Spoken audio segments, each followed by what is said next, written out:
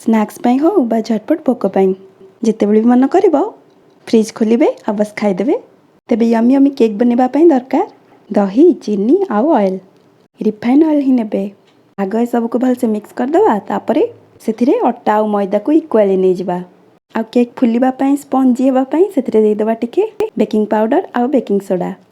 एबे सेथिरे milk powder देदेबा Amul रो सबको भल भाबरे छाणीदेबा।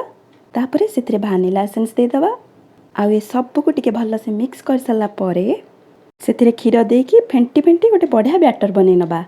एबे केक बेक हेबा पई डेक्ची कड़े जा भी नौछंती ता बेस रे टिके लूण देदेबा आ ताको प्रीहीट करबा पई छाड़ीदेबा। एबे केक बेक हेबा पई ऑयल ग्रीस करके सेथिरे मैदा स्प्रिंकल करनबा आ तापरे सब केक बैटर को एथिरे देदेबा।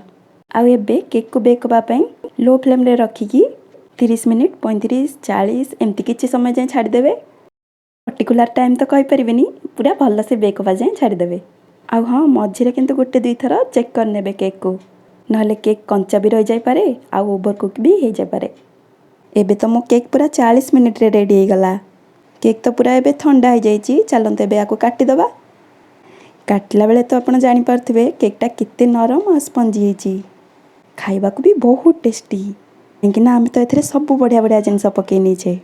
आ आपण भी केक को बने की खांतु समस्त को खुआंतु आ एंजॉय करंतु।